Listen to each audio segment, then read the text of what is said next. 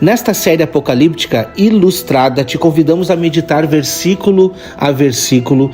Detalhes importantes são descritos nesse livro e Deus nos preparou para tocarmos as trombetas e anunciarmos a toda a tribo, língua e nação que é chegado o reino dos céus. Apocalipse capítulo 1, versículo 1.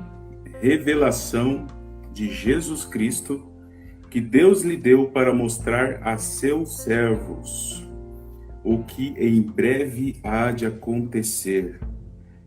Ele enviou o seu anjo para torná-la conhecida a seu servo João, que dá testemunho de tudo o que viu, isto é, a palavra de Deus e o testemunho de Jesus Cristo.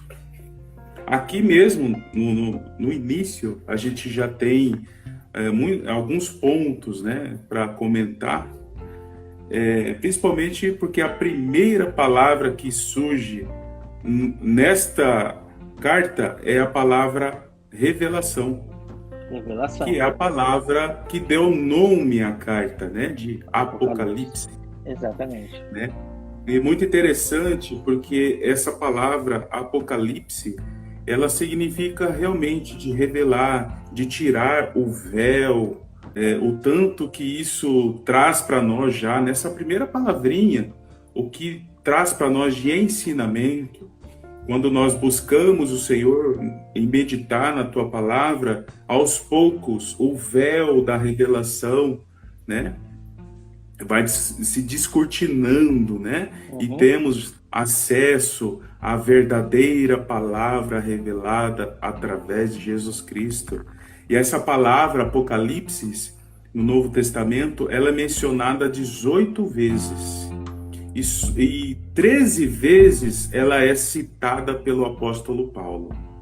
Então, nas cartas dele. Isso significa que o quanto que Paulo tinha desta revelação acerca dos últimos dias, tanto que ele fala, né, em suas cartas, revelando mistérios acerca das duas casas de Israel, acerca da transição das alianças, acerca das festas bíblicas, ele que recebeu, ele que foi até o terceiro céu, né, e com certeza de lá ele recebeu instruções, revelações, ele viu coisas inefáveis e ele tentou expor isso em suas cartas, né? Usando essa palavra Apocalipse, revelação de Jesus Cristo, né? Isso só nessa primeira palavrinha aí já é grande ensinamento pra gente, né?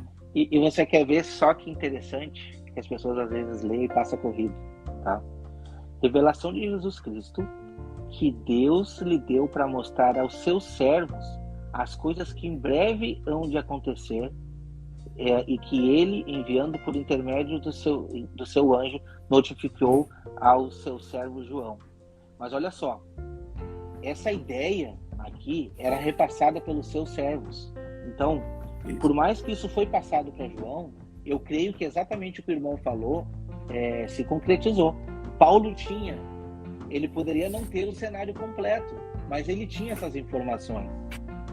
O cenário das cartas de Paulo, é um apocalipse. Se a gente consegue destrinchar e entender todos os pontos que ele traz, é um apocalipse. Então, quando ele fala essa revelação mostrada para os seus servos, aqui tem meditação. Aqui existe revelação. Porque essas revelações aqui devem ser dadas para mim e para você. E que a gente tem que aprender todos os aspectos desta carta aqui para poder repassar. Para pregar essa mensagem, né? E fazer esse evangelho avançar. Sim, é muito, muito forte essa mensagem. Porque ele está direcionando aos servos, né?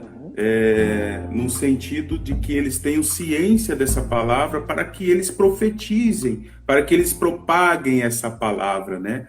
Então, nós conectamos. Quando falo servos, eu lembro daquela passagem de Amós 3, verso 7, que diz assim: certamente o Senhor Jeová não fará coisa alguma sem ter revelado o seu segredo a seus servos, os profetas. E a gente vai ver, né, num discorrer aí do Apocalipse, a figura de duas testemunhas, servos do Senhor, profetizando, né, acerca dessa mensagem do reino nos últimos dias. É tão poderoso isso que faz a gente meditar na palavra aí dia e noite, né? Faz meditar. E exatamente o que diz o versículo 2, né?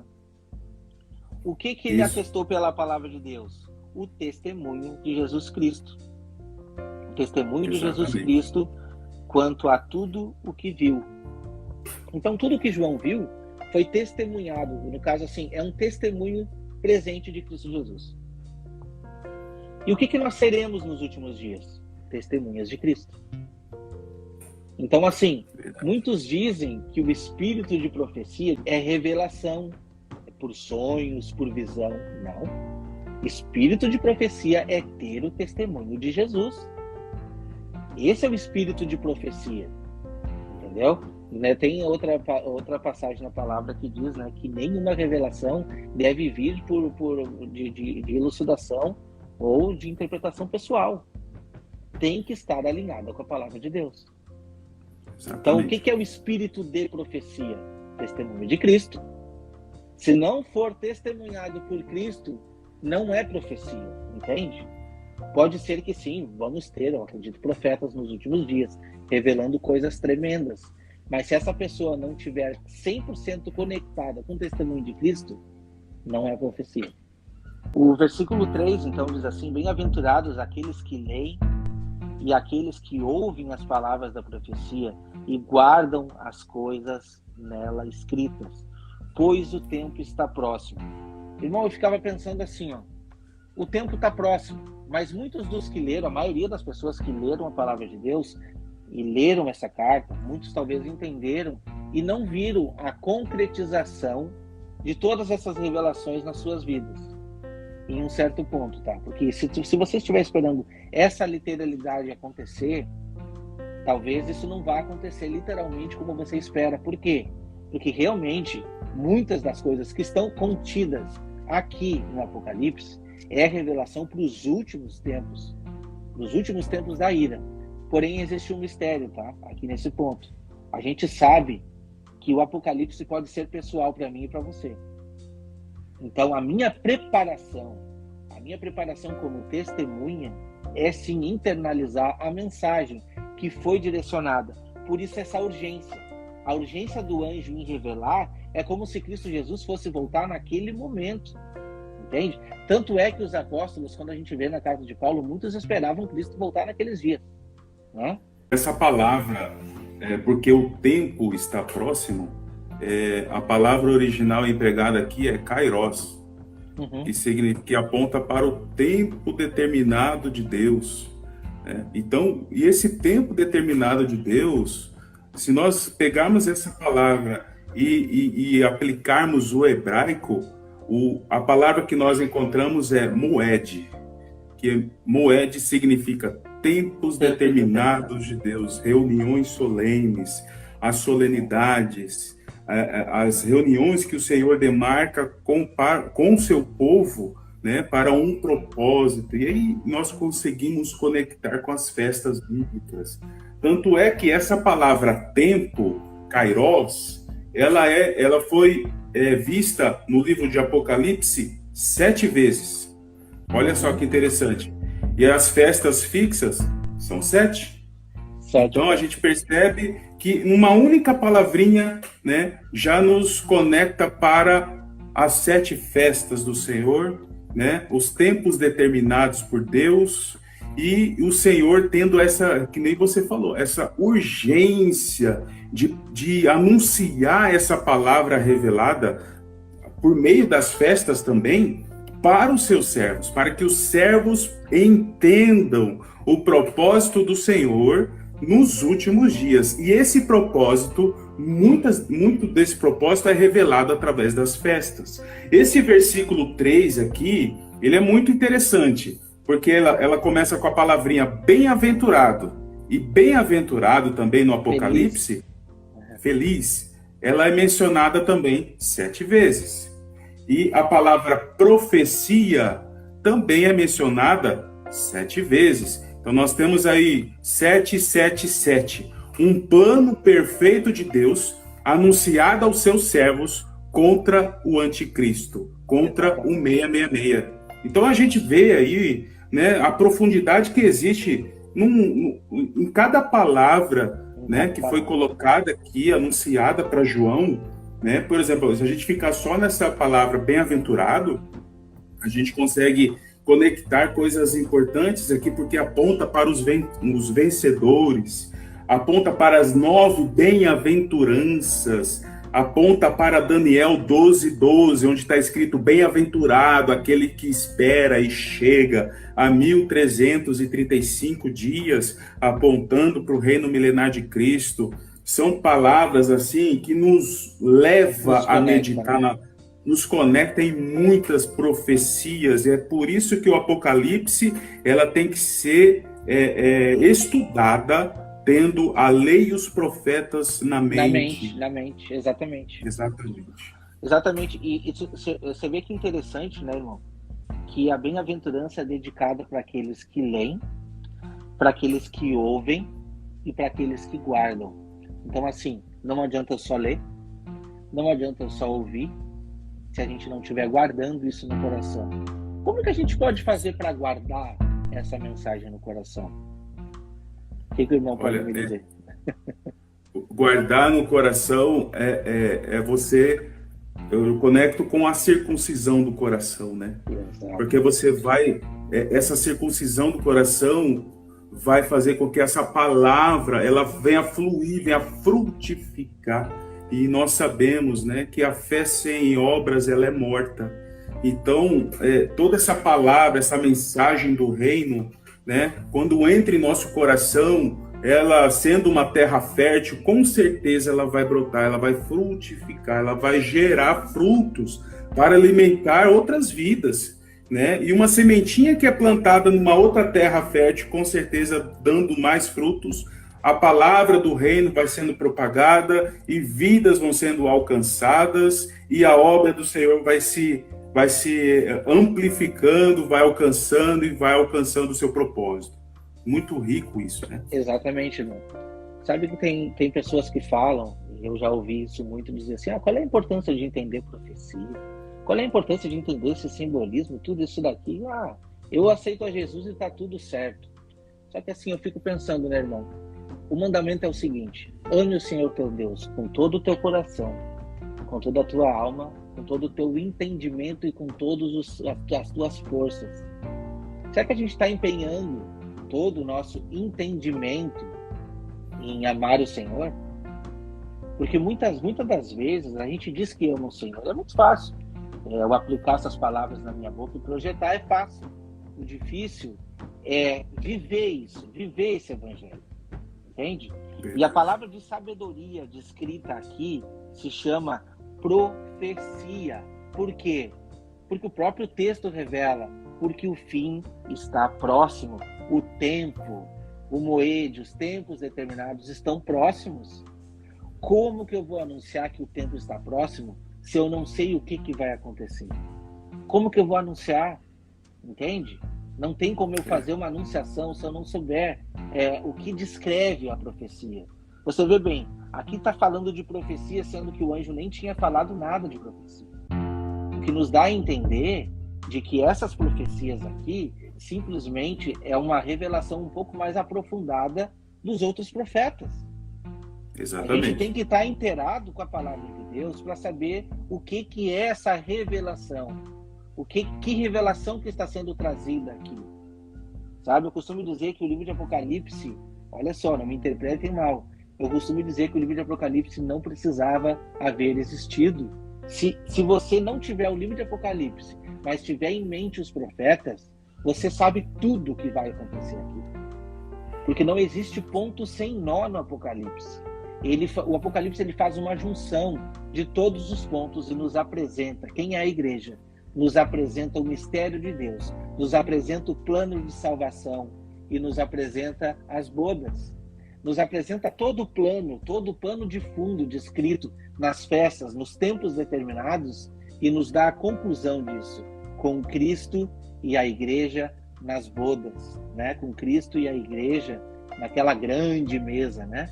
Naquela grande ceia do Senhor, que é referência à festa dos tabernáculos, que também está descrita aqui, que irá acontecer.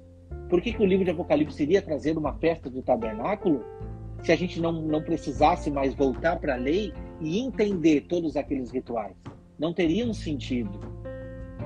Entende? Verdade. Muitos talvez estejam vendo aqui, o irmão começou a falar de festas, começou a falar de 2 casas de Israel, então eles são judaizantes. Não, meus irmãos, a gente tem que entender o que está lá em Hebreus 10:1, que todas aquelas sombras existem uma realidade, a realidade espiritual, a aplicação da lei. Lei significa Torá, não estou falando de 10 mandamentos aqui não, estou falando da Torá completa. A lei veio nos trazer a vontade de Deus. A revelação da vontade de Deus é o ponto principal. E é nisso que nós temos que estar espelhados. Exatamente. A lei e os profetas já anunciavam, né, o fim. E aí não tem como esquecer aquela passagem de Isaías 46:10, né? Eu posso até ler aqui, para a gente poder entender, porque assim, o Apocalipse é o último livro da Bíblia, revelação. Mas só que Deus já vem revelando o fim desde o princípio, desde a criação, desde Gênesis 1, nós já temos revelação acerca do fim. Isaías 46, verso 9, diz assim, ó: Lembrai-vos das coisas passadas, desde a antiguidade, que eu sou Deus, e não há outro Deus, não há outro semelhante a mim, que anuncio o fim desde o princípio, e desde a antiguidade as coisas que ainda não sucederam. E digo mais, o meu conselho, a minha palavra, será firme e farei toda a minha vontade. Ou seja, o fim anunciado desde o princípio.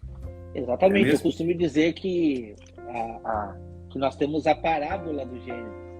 Muitas pessoas entendem o Gênesis só com ali está contando a criação e está contando a história de Adão e Eva, como que se originou a humanidade ali, Deus criando o mundo. Meu irmão, quanta revelação existe no Gênesis.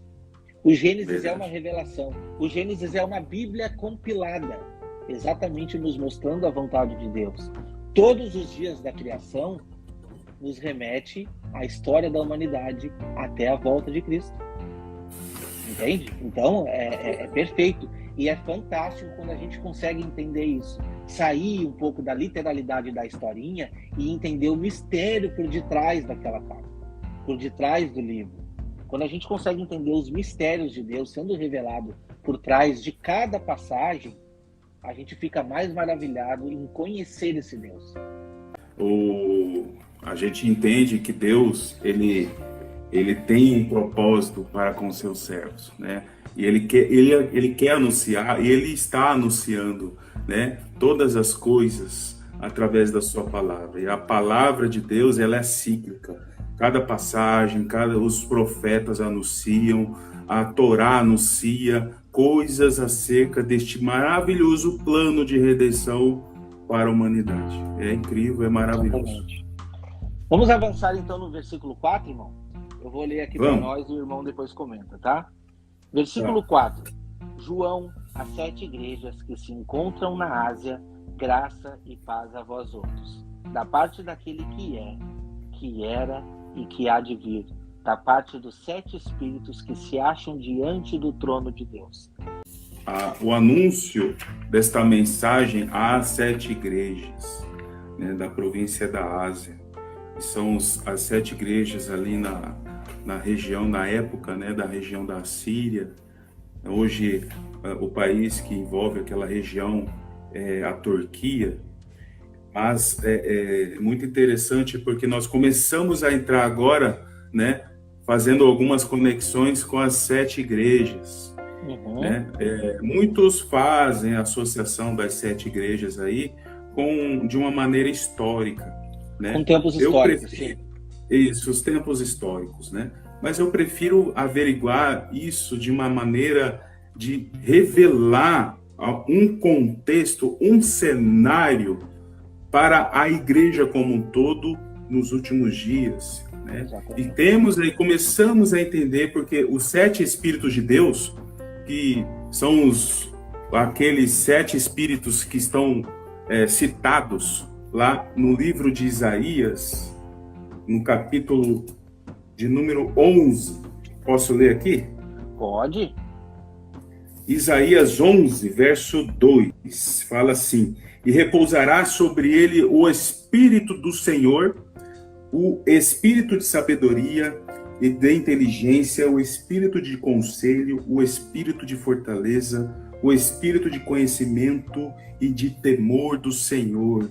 Então, são características imprescindíveis aos servos do Senhor, porque a mensagem é para os servos do Senhor, né? Então, nós como servos precisamos buscar toda essa estrutura, né, no Espírito do Senhor, e nós começamos a ter agora a visão da menorá, né? A presença da menorá, que ela deve ser acesa plenamente nos últimos dias. Entendemos aí a função das 7 igrejas, né? As dificuldades que cada uma passa em sua situação atípica, e entendendo aí que existem 2 que não se acham em falta diante do Senhor, e aí a revelação vai se estendendo, né? Só mencionando aí sobre essas 7 igrejas aí. Não, com certeza. Se a gente for pegar essas 7 igrejas como sendo aquelas propriamente ditas que existiam naquela época, que foi usada como uma representação, a gente perde a revelação, porque essa revelação ela é dada nos últimos dias, né? As igrejas não são períodos históricos, não, porque senão a gente não teria ali algumas advertências vindas da parte de Deus para que elas venham a se arrepender, e nós não teríamos também as promessas descritas, entende? Então, cada parte da igreja, a gente vai entender, a gente vai chegar lá ainda para estudar as igrejas, a gente vai ver quanta revelação que tem destinada para o povo de Deus, destinada para aqueles que em algum momento vão se enquadrar. Eu costumo dizer que a gente se enquadra, em algum momento a gente faz parte de algum daqueles contextos. Em algum momento a gente é morno, em algum momento a gente se deixa se tornar trono de Satanás, e Deus vem e nos dá advertências para que a gente volte para o caminho, né? Ele faz até a conexão com as 10 virgens, né? Que se a gente não conservar o nosso azeite, ele vai nos tirar desse candeeiro, não é? Vai tirar essa luz que brilha em nós. E tudo isso, nada está para bonito, tudo isso é revelação, e a gente vai conseguir estudar esses pontos quando chegar no momento lá. Quando retrata ali da parte de quem era, né?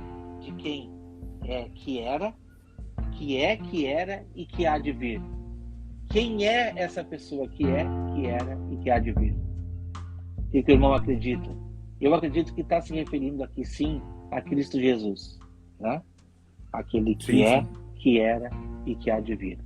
Então, esta revelação dada às igrejas vem de Cristo. Por isso que a gente vê no versículo anterior o testemunho de Cristo. A igreja, nesses últimos dias, que vão receber desses 7 espíritos que o irmão já citou, essas igrejas, elas estarão com o testemunho de Cristo. Elas estarão verdadeiramente com o testemunho de Cristo. E quando a gente vai para os 144.000, a gente vê que não existia mentira na boca dele. A palavra que eles sustentavam é verdadeira, fiel e verdadeira. Que é, que era e que há de vir dos 7 espíritos que estão diante do seu trono e de Jesus Cristo, que é testemunha fiel. Palavrinha importante, né? O primogênito dentre os mortos, primogênito, outra palavrinha importante, né? E o soberano dos reis da terra. Ele que nos ama e nos libertou dos nossos pecados por meio do seu sangue. Ele começa a entrar no santuário, a gente já começa a ver aqui a revelação que o sangue de Cristo, qual é a mensagem, que a morte dele, né, qual é a representação da morte de Cristo por nós, né?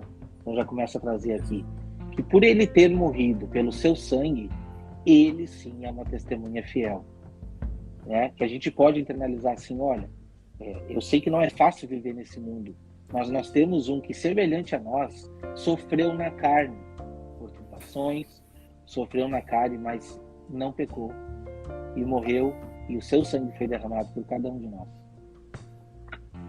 Sim. E ele testemunha fiel, né? Faz conexão com a Torá fala, né? 2 ou 3 testemunhas.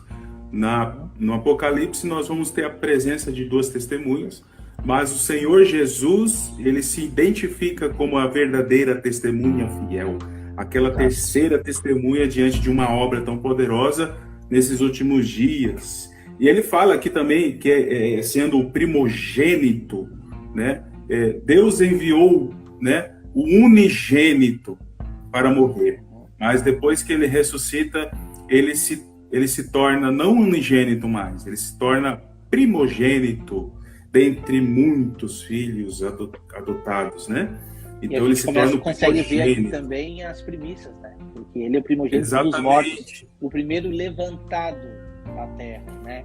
A gente faz a conexão com o grão de trigo que cai na terra e que morrendo ele nasce, né? Nasce aquela árvore frondosa, gerando o quê? Frutos. Então ele é o primogênito a sair da terra, o primeiro grão de trigo que morreu e foi resgatado para a redenção da humanidade. Então é fantástico, realmente. É fantástico essa revelação que o versículo 5 nos traz também. Verdade. Continua ali, né, irmão? Aquele que nos ama e pelo seu sangue nos libertou dos nossos pecados. Será que a gente consegue, de fato, dizer Cristo nos libertou dos nossos pecados? O que significa essa expressão, nos libertou dos nossos pecados?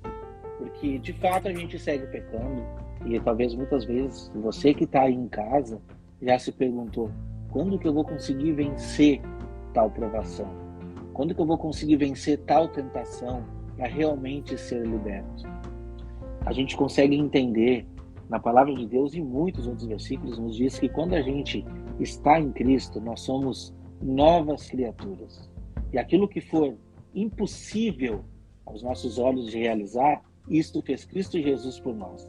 Então, assim, que nós não venhamos mais andar a pecar deliberadamente, mas que andemos em novidade de espírito. Por quê? Porque nós temos da parte do Pai, no lugar santíssimo, o quê? Um intercessor, um advogado. Por sofrer na carne tantas tentações como nós sofremos, ele intercede por nós naquilo em que não for capaz de acontecer, aquilo que a gente não consegue vencer, né? Então, por isso que a gente tem que andar em novidade de espírito, não na caducidade da letra. Por isso que os 10 mandamentos gravados na pedra não nos servem mais. Os 10 mandamentos têm que estar internalizados aqui dentro do coração. Porque a novidade de andar no Espírito não significa que a gente não vai errar, mas significa que a gente estará consoante com a palavra de Deus, nos policiando todos os dias. A gente vai estar unidos na palavra, unidos na verdade, sabendo que Cristo morreu pelo nosso pecado e sabendo que agora, como nós, como novas criaturas, nós devemos andar em caminhos retos, em caminhos justos e caminhos dignos. Essa é a verdade. E essa figura, né, olhar para Cristo como um sumo sacerdote, né, na região celestial, expiando os nossos pecados, enquanto ele não volta, ele está fazendo essa função, realizando essa função, que desde quando ele ascendeu aos céus, ele está cumprindo essa função de sumo sacerdote segundo a ordem de Melquisedeque. Louvado seja Deus. Exatamente, louvado seja Deus. O versículo ainda diz, né, aquele que nos ama e pelo seu sangue nos libertou dos nossos pecados e nos constituiu reino e sacerdotes para o seu Deus e Pai. A ele a glória e o domínio pelo século dos séculos. Amém. Agora, esse texto aqui, reino e sacerdote, isso é concreto nos dias de hoje ou irá se concretizar ainda? Eu acredito num duplo sentido, meu irmão. Eu vejo aqui um duplo sentido. Nós devemos fazer, a palavra de Deus é ampla em dizer que nós devemos fazer o reino de Cristo avançar nos dias de hoje. Devemos ser sacerdotes. Porque se Cristo é o sumo sacerdote, nós somos os sacerdotes aqui na terra. Se estamos andando consoante com a palavra, tendo o Espírito Santo, que é o Espírito do Pai e do Filho, unidos juntamente conosco, se estamos andando no mesmo entendimento, sendo o corpo de Cristo, então somos sacerdotes. O que um sacerdote faz, meu irmão? O sacerdote, ele simplesmente administra o reino. O sacerdote era aquele que fazia toda a função do santuário. Entende? O sacerdote praticamente é como se ele ouvisse os filhos de Deus, os filhos de Israel, e cumprisse aquela missão que era de aproximar aquela pessoa de Cristo. Então, a nossa função hoje, a gente sabe que não é mais aquela literalidade. Ser sacerdote hoje é pregar a palavra de Deus.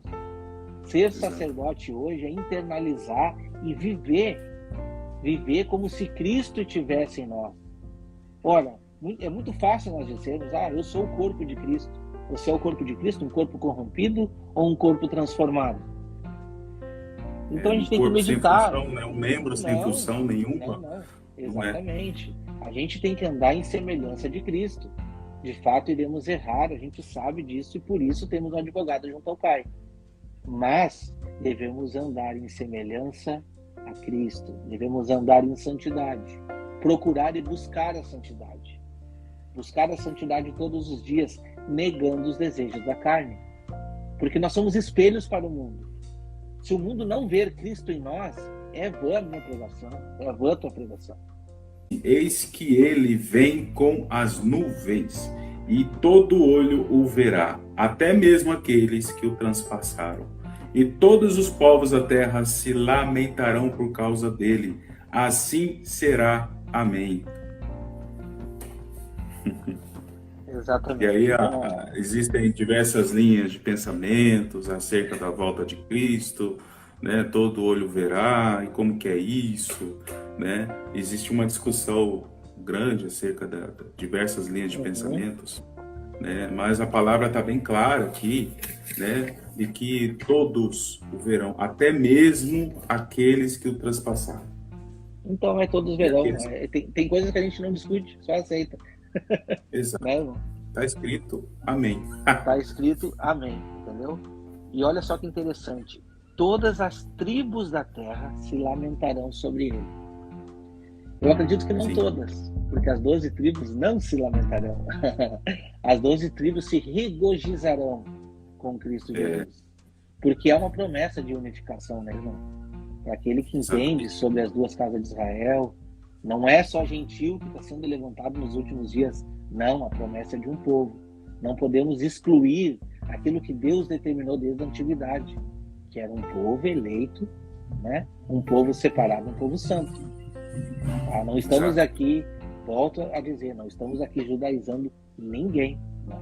Não é judeu aquele que é exteriormente, mas aquele que é interiormente. Inclusive, esse tema está em uma das cartas das igrejas, né? Aquele que se diz judeu e não é. Então, aqui existe sabedoria. Sabedoria do povo de Deus é se encontrar e enxertado na boa oliveira. Assim como diz o livro de Romanos. O livro de Romanos, ele traz, a gente vai ter a oportunidade, eu acredito, de estudar esse livro, ele traz uma clareza a respeito desse ponto, trazendo também, nos fazendo conexão com Amós, nos fazendo conexão com Joel, nos fazendo conexão com outros profetas, Oséias principalmente, né, que nos traz esta revelação de Cristo a respeito de um povo unificado, o verdadeiro remanescente. Amém. É isso mesmo. A gente acabou de ler, né, no verso anterior sobre reino e sacerdócio, e apontando aí para a ordem de Melquisedeque, né? E é só a gente realizar algumas conexões, não precisa tantas conexões. É só olhar para Hebreus 8, verso 8, e voltar um pouquinho, porque ele está fazendo um Ctrl+C, Ctrl+V de Jeremias 31, da nova aliança. A gente sabe que a nova aliança envolve, né, a obra de Cristo na cruz de unificar, né, a casa de Israel, casa de Judá. E aí a gente faz lindas conexões, porque a nova aliança aponta para os servos do Senhor, né, o corpo de Cristo, né, e a ordem de Melquisedeque. Mensagem É verdade. maravilhosa. Não, essa mensagem é maravilhosa. Então, olha o que diz no versículo 8, irmão. Eu sou o Alfa e o Ômega, diz o Senhor Deus, aquele que é, aquele que era e que há de vir, o Todo-Poderoso. Então, assim, a vontade de Deus é se revelar ao ser humano. E isso ele vai fazer quando, irmão? Na festa dos tabernáculos, quando se concretizar, quando a igreja estiver reunida para aquele grande banquete. Por isso que diz, tem versículo que diz, né, que conheçamos e avançamos em conhecer o Senhor.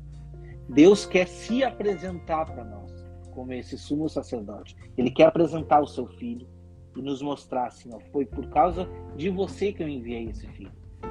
Tá? E por causa dele que esse plano foi desenhado para que hoje a gente possa estar aproximado novamente na vontade do Pai.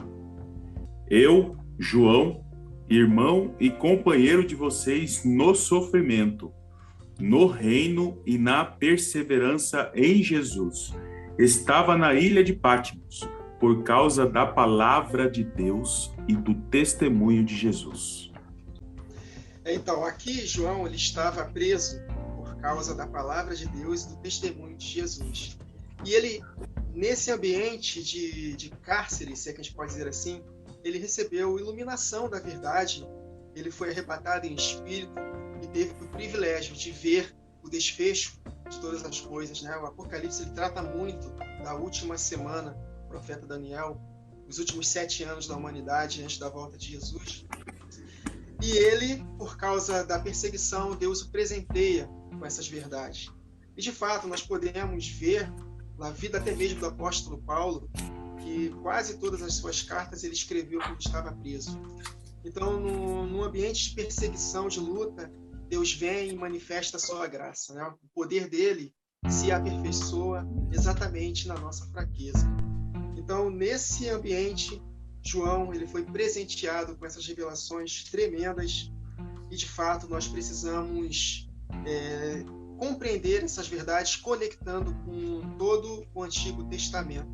Apocalipse, como o irmão Wagner falou no início, ele é muito simbólico e os seus símbolos, digamos assim, 99% estão conectados com a lei, com os salmos, com os profetas, e nós precisamos pegar esses acontecimentos e pedir discernimento para que possamos entender o que está por vir.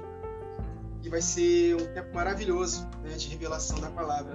Nos tempos atuais que estamos vivendo, a palavra de Deus está sendo muito perseguida. E é exatamente nesse ambiente de apostasia que Deus vai se revelar para aqueles que o buscarem de todo o coração. Então, que nós possamos aproveitar as oportunidades que nós temos, nos encher da verdade, termos comunhão uns com os outros, ainda que à distância.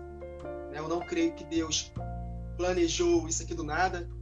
Na sua presciência, ele já sabia que nesse tempo do fim nós teríamos essas conexões via internet e nós podemos sim ter comunhão à distância. Eu já comecei isso com o irmão Wagner, apóstolo Paulo, por exemplo, ele nunca viu os irmãos pessoalmente da igreja de Colossos. Epáfras, que foi o seu porta-voz, se é que a gente pode dizer assim. E apóstolo Paulo, mesmo assim, através das cartas, tinha comunhão com eles. E da mesma forma, aqui à distância, nós podemos ter comunhão.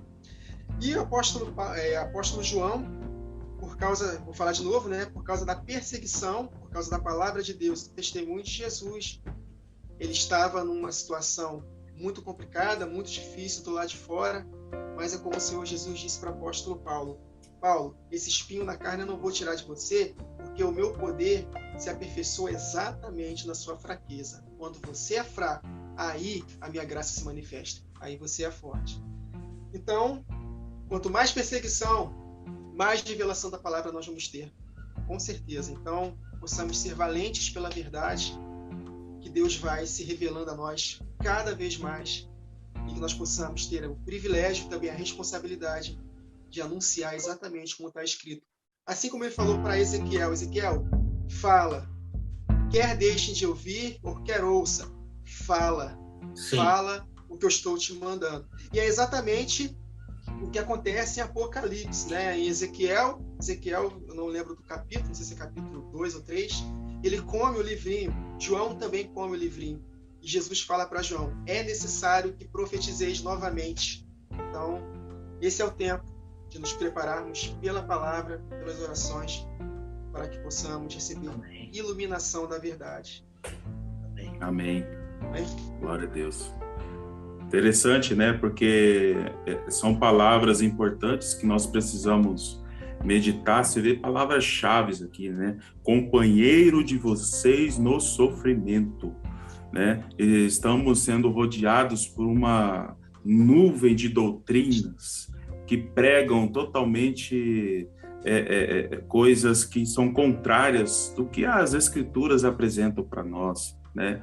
Ele também fala com relação à mensagem do reino, né? O tanto que nós precisamos resgatar a verdadeira e genuína mensagem do reino, que tanto, né, Jesus veio ao mundo, né, para apregoar e transmitir essa mensagem no coração dos discípulos. E também com relação à perseverança, não tem como a gente deixar de meditar, né, fixar naquele verso de Mateus 24, verso 13, mas aquele que perseverar até o fim, este será salvo.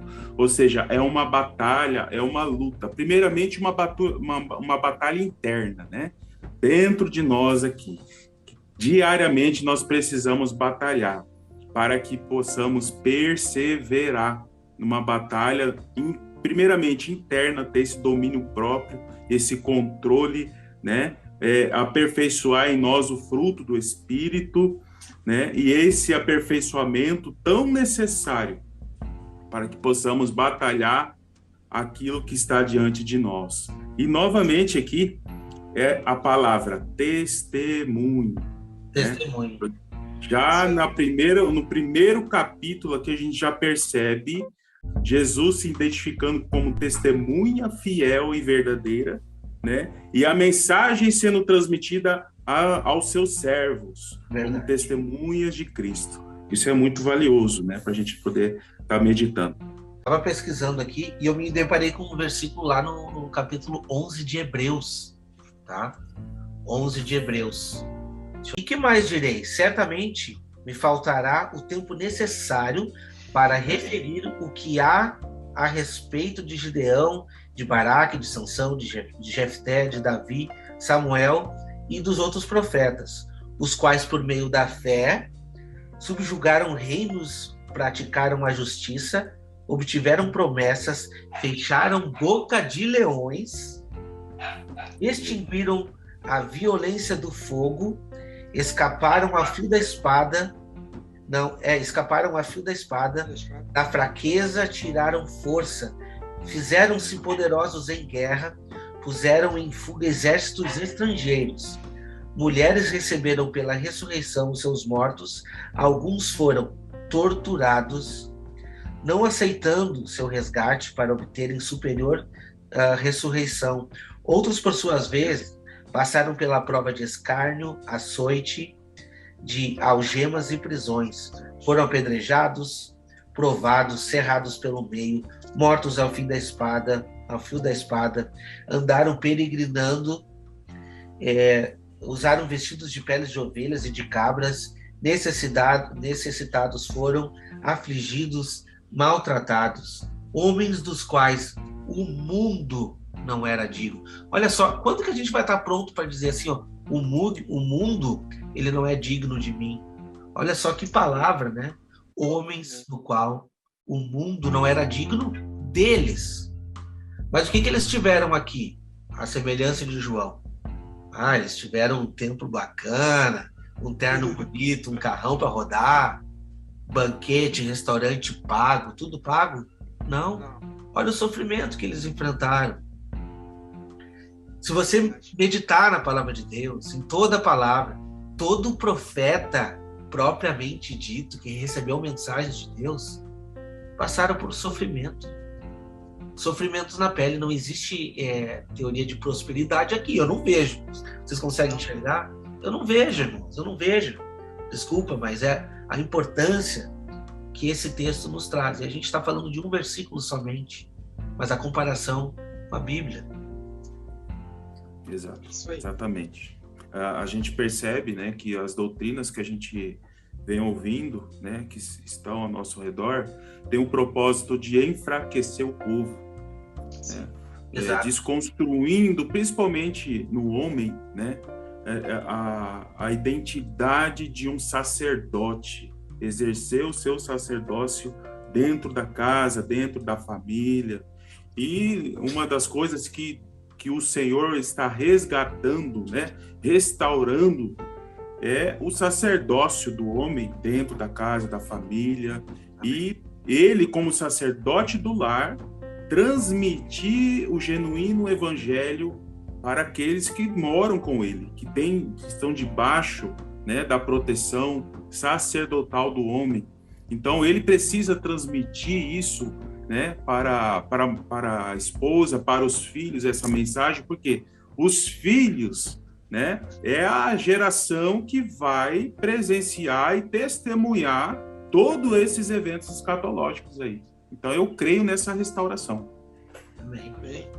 Testemunho, essa palavra testemunho, a raiz dela é mártir, né?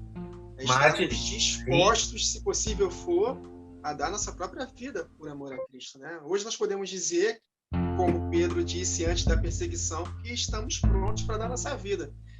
Mas quando vier a perseguição, será que estaremos de fato prontos?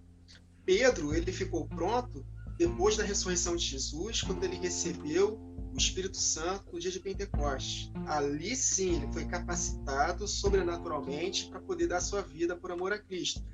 Sim. Mas na palavra de Deus está escrito que haverá um último derramado do Espírito que vai nos capacitar para suportarmos uma tribulação até mesmo maior do que os apóstolos sofreram. Então, nós estamos buscando agora. Deus, ele não derrama água para qualquer um. Não. Ele derrama água para os sedentos. Então, esse é o tempo de buscarmos ao Senhor, que o apóstolo Paulo fala. Nós devemos aprender a remir o tempo, porque os dias são maus. Se nós aprendermos a remir o tempo, aproveitarmos esse tempo que nós temos de possibilidades de se encher da palavra, esse azeite vai fazer com que nós suportemos, né, tudo que virá. E, com certeza, cheios da palavra, aí o Espírito vem, vai derramar chuva sobre nós. E as outras 5 virgens que não terão azeite de reserva, porque no período da paz, se é que a gente pode dizer assim, não se encheram, na verdade, não buscaram o Senhor, elas não vão suportar. Então, a palavra de Deus sempre nos diz, né? Sempre nos prepara. O Senhor Jesus sempre ele vai nos anunciar as coisas que hão de vir. Então, ele falou acerca do outro Consolador, né? Ele vai anunciar para você, te direcionar para as coisas que vão acontecer. Em Amós 3 está dizendo lá, Deus não fará nada sem antes avisar para os seus servos, os profetas. Então, essa palavra de Deus está aqui, que nós possamos fazer a nossa parte, né? Nos enchendo da verdade, porque as oportunidades vão começar a aparecer. E quando elas aparecerem, que nós possamos transbordar, né, o poder de Deus. Né? Ó, o próximo versículo, tá ali o versículo 10, tá? Aqui a gente já conseguiu vencer o versículo 9. Eu fui arrebatado no Espírito no dia do Senhor, e ouvi de trás de mim uma grande voz como de trombeta. Eu vou deixar aqui o irmão Ricardo falar um pouquinho aqui, porque para quem não entende das festas, para quem não entende de todo acontecimento passado que serve como sombra para nós, pode passar desapercebido. Mas esse texto, ele nos traz uma revelação tremenda. Irmão Ricardo, discorre para nós aí. Amém. A palavra aqui, dia do Senhor, ele está apontando para o grande dia da expiação, que é uma das 7 festas fixas do Senhor sobre o seu povo. E a gente percebe no decorrer das Escrituras, principalmente nos profetas do Antigo Testamento, essa palavra dia do Senhor, ou então dia do juízo, ou simplesmente naquele dia, né? E a gente percebe que o dia da expiação é uma das festas. A gente também associa as festas com a palavrinha Moed. E Moed significa reunião solene, dia sagrado, tempo determinado. E mais uma vez aqui, se nós aprofundarmos um pouquinho no estudo da palavrinha Moed, a gente percebe que esse finalzinho ed, né, no hebraico significa testemunhas, ou seja, são mensagens do Senhor, né, que estão lá fixadas nas sombras das festas fixas, que Deus planejou especialmente para revelar aos seus servos, os profetas, também testemunhas do Senhor nos últimos dias. Então, é um tesouro escondido que os escolhidos são capazes de encontrar. Então, isso é muito valioso. E o dia da expiação é o dia mais importante, porque ele aponta para a volta do nosso Senhor Jesus, né? Nós podemos pegar aqui algumas passagens bem importantes que falam acerca, né, do dia do Senhor, do dia da expiação. Por exemplo, Joel 2, né? Tocai a trombeta em Sião. E a gente verifica aqui, né, em Apocalipse 1:10, que no dia do Senhor, João foi arrebatado e ele ouviu uma grande voz como de trombeta. Então, nós começamos a associar aí com a trombeta do Senhor, né, no dia da expiação. E Joel 2 é muito importante, porque ele trata acerca desses últimos dias, né? Tocai a trombeta em Sião, clamai em alta voz, no seu santo monte, tremam todos os moradores da terra, porque o dia do Senhor vem, já está perto. E no verso 15 de Joel 2 vai estar escrito assim: convocai reunião solene, ou seja, está associando com o dia da expiação. Eu poderia trazer aqui outros versículos, né, mas eu vou deixar para o Wagner Nunes, para você também, mas eu só queria enfatizar mais uma passagem muito interessante, que está em Isaías 4. Está escrito assim: naquele dia, ou seja, no dia da expiação, 7 mulheres agarrarão um homem e dirão: nós mesmas providenciaremos nossa comida, nossas roupas, apenas case-se conosco. E livre-nos da vergonha de sermos solteiras, né? E aí a gente vê as expressões nesse capítulo 4 aqui, de fruto da terra, importante, né, essa menção fruto da terra, porque aponta para as primícias do Senhor, que são santos, a igreja, né, que serão chamados santos, todos os inscritos, né, para viver em Jerusalém. E essa mensagem inscritos a gente associa com o livro da vida, né, e também as expressões de lavar e tirar as impurezas das mulheres, né, dessas 7 mulheres, através de um espírito de julgamento, e a gente começa a associar com o tribunal de Cristo, levando ainda ao abrigo, refúgio, esconderijo, né, apontando aí acerca do cuidado que o Senhor vai ter nos últimos dias, no caminho do deserto, naquele último êxodo. Então, a gente encontra aqui nos profetas passagens riquíssimas para o aprendizado para cada um de nós aí. Existe uma discussão que as igrejas levantam, não, ele foi achado no dia do Senhor, e muitos dizem, não, ele foi achado então no sábado. Ou tem uns que dizem, ele foi achado no domingo, né? Por quê? Porque não entende o contexto da explicação de Apocalipse. O tempo inteiro o anjo está trazendo João para compreender o santuário. O tempo inteiro, e o capítulo 1, ele é fantástico por isso. Ele simplesmente nos introduz no santuário. Ele quer nos trazer, vem cá, tudo que eu vou mostrar para você agora, João, tu consegue enxergar no lugar santo. Tá ali, o castiçal, a menorá, né? Começa a enxergar esses pontos aqui. E aí ele nos traz para a grande trombeta. Então, assim, errando, as igrejas, de certo modo, acertam. Vocês vão entender que eu vou colocar aqui, tá? Por quê? Porque eles dizem, não, isso é no sábado e tal. Realmente seria um Shabá, mas não é um Shabá de dia de semana, sim de uma reunião solene. O que o anjo está dizendo para João é o seguinte: João, lembra daquela festa solene que nós tínhamos, onde se tocava uma grande trombeta? Então, mentaliza agora, João. Tudo que eu vou te falar é referente à realidade daquela sombra. Você vê que fantástico, que tremendo é isso. O que mais importa é a revelação do que o anjo estava trazendo. O que ele está trazendo não para João, é para nós. Essa mensagem é para nós. É para a igreja nos últimos dias.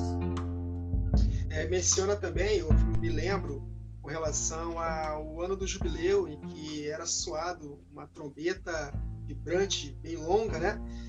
E acontecia a libertação, né, de todo o povo.